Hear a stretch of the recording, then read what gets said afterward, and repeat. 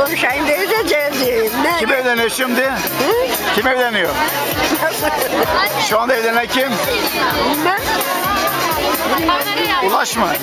Bilmem. Ulaşma, karışma. Barışma, kızlı olan derken utandıracak güzeller böyle. Sonunda en ufak olanı evlendirdin. Allah'a emanet. Bak görüyor musun? Bak. Şükür Allah'a, şükür.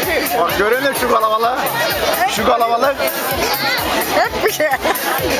Görüyorsun değil mi? Hamdolsun Allah'a. Çok şükür de hamdolsun Allah'a. Dinlerce hamdolsun. Şükür değil mi?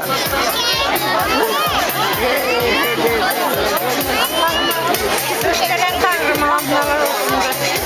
Ama teyze evlenen kim?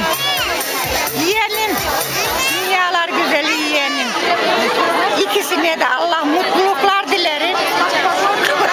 Ömrün sonuna kadar aksakallı ebede de ola inşallah ikisi de değildir. Allah mutlu günlerini dilerim. Sağ olun, var olun hepinizde. Cemaatça. Teşekkür ederim cümlete. Tam 9 tane köy, 9 tane yayla var burada. Ha, hepinize teşekkür ederim cümletlerim. Öyle mi? Allah. Bildin mi beni? Şahsına tam 9 tane köy, 9 tane yayla var. Ne diyeceğim? 9 tane köy, 9 tane yayla var burada. 100 lira oradalar, okuyan İnşallah, inşallah. Doğru değil mi?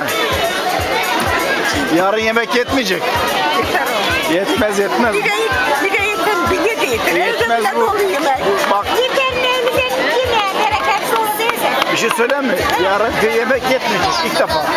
Ben de Bak yiyeyim sana. deli dersiniz. İnşallah. Şey kesmiyor. Çünkü de yetmedi daha iyi. Çünkü bereketli. Öyle mi? Tabii. İnşallah bereketini de isteriz Allah'tan.